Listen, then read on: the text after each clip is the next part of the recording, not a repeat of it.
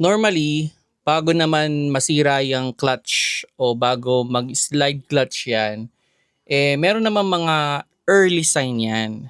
Like for example, magsisimula yan talaga dun sa mga higher gear. Like third gear, mararamdaman nyo na yan na parang mapapansin ninyo, parang wala na siyang arangkada or wala na siyang kumbaga sa ano kadyot.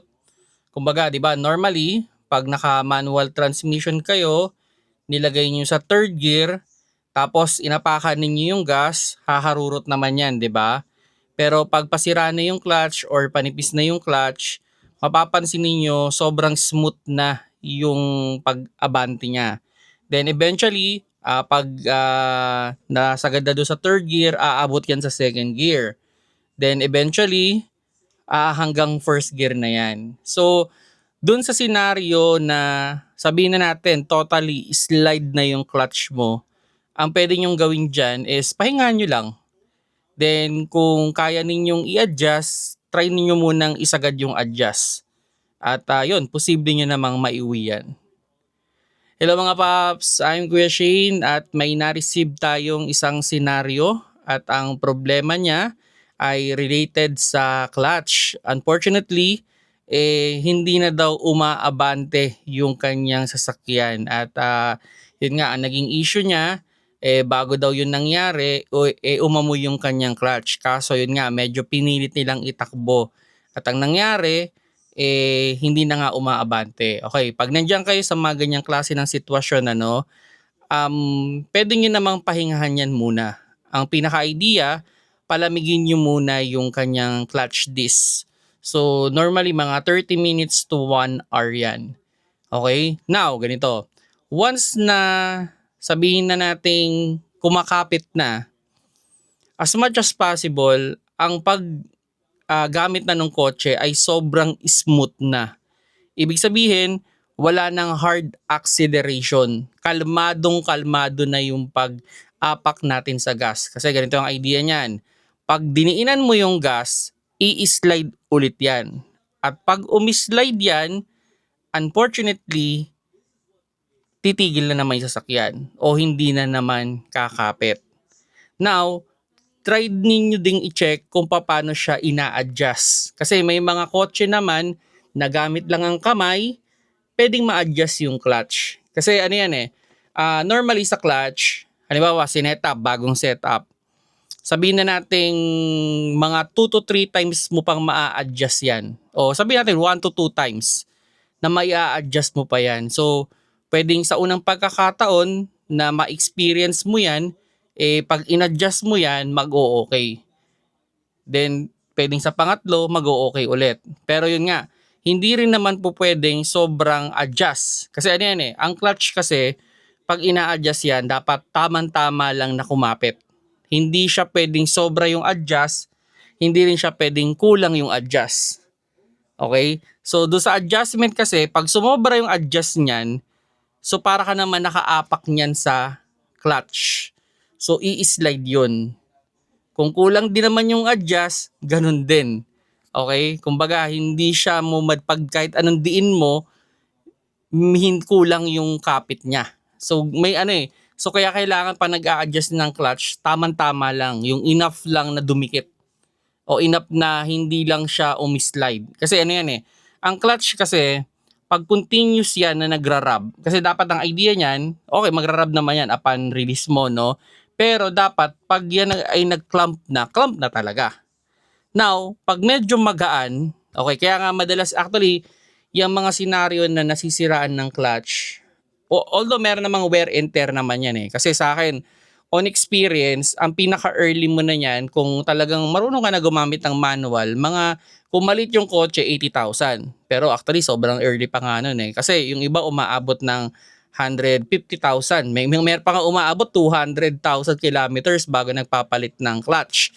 Pero normally, mga around 100,000 kilometers talaga bago yan bumibigay. O bago yan yung normal wear and tear. Sabihin na natin, not bad ka na mag-drive ng manual. Kasi kung mas early ka sa 100,000 at more on highway driving ka pa, may problema ka sa driving habit mo. Baka clutch driver ka. Yun. So may mga problema kasi diyan na tinatawag ng mga clutch driver. Ito yung mga driver na laging nakaabang yung paa nila sa clutch at may mga pagkakataon hindi nila namamalayan na nakaapak na pala sila sa clutch. So ang ending para naka-half clutch yung kotse nila. So yun yung mga umi-slide. At may mga driver din na mahilig yung maghanging-hanging. Ito yung sa mga paahon na kalsada tapos stop and go instead na magpreno, nilalaro yung clutch tsaka yung gas. Isa yan sa mga mabilis talagang magpaamoy ng clutch. Ang idea kasi niyan, pag continuous na umaamoy yung clutch, nasusunog yan. So yun na, doon na siya mabilis din nagde-deteriorate. So kaya nga may mga pagkakataon na minsan umakyat lang ng Baguio, okay, umakyat lang ng Bao, Tagaytay pa nga pag nasobrahan ng traffic, yun na, hindi na sila doon na nasisiraan ng clutch at unfortunately, hindi na nila magamit yung sasakyan o ayaw na umahon. Pero to survive it, kasi actually ang pinaka problema niya paano daw nga niya maitatakbo. So ang pinaka gagawin mo lang kung sakaling nakaka-experience kayo ng slide clutch habang nasa kalsada kayo at gusto niyo ma-survive, ang pinaka idea talaga niyan is pahingahan nyo muna, palamigin nyo muna yung clutch. So roughly sabihin natin 30 minutes to 1 hour yung gagawin nating pahinga para lumamig na totally yung clutch. Then after that, pag malamig na yung clutch natin, pwede na nating iabante. Ngayon, okay, sa paggagas, sobrang smooth lang. Alam mo yung, kumbaga yung hinlalaki mong paa, parang lang yung gagamitin mo at hindi mo dapat didiinan. Pag diniinan mo kasi yan at umislide yan, dire-diretso na naman yung slide niyan. So kumbaga, parang para kang sobrang smooth lang. Mag-first gear ka. So dahan-dahan yung angat ng clutch, dahan-dahan yung apak ng gas. Second gear, ganun din. Magbabawas ka ng clutch, ganun, ng gear, smooth lang lagi. Basta ang pinaka-idea, walang hard acceleration. Kasi pag nag-hard acceleration ka, bibilis yung takbo ng makina, hindi makakasabay yung transmission, so i-slide, magtutuloy-tuloy yun. So ang pinaka-idea kasi, dapat hindi siya mag-slide. Kasi ito on my own experience, dyan sa Marilaki actually na ako niyan nandito pa lang ako sa may bandang somewhere part of yung tinatawag nilang yun dito sa yun halos parang bungad pa ng bago pa magsipag-akyatan doon talaga sa mga paakyat na doon sa may dating army station doon. So yung may checkpoint yan. So doon ako nasiraan yan. Doon ako naka-experience. So ang ginawa ko, in-adjust ko muna yung clutch, then pinahingaan ko. Then afterward, yun, actually naiakyat ko pa ng Sampaloc yan sa Marilaki. Sampaloc, Regina Rica, naakyat ko pa yun. Slide na yung clutch nun. Almost sabihin natin mga 30 kilometers to 40 kilometers pa yun. Naiuwi ko pa sa Manila. So, kumbaga, nasa tamang paggamit din at tamang pagpapahinga rin ng makina o ng clutch para maging maiuwi nyo. So, nothing to worry naman. Pahinga, adjust, kung marunong mag-adjust, okay.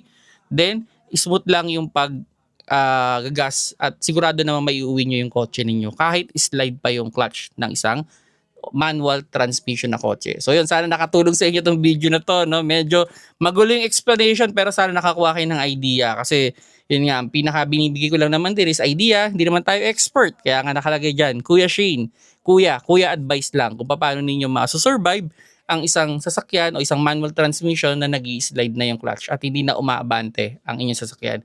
Kung nagustuhan nyo yung video, pakilike na lang mga paps.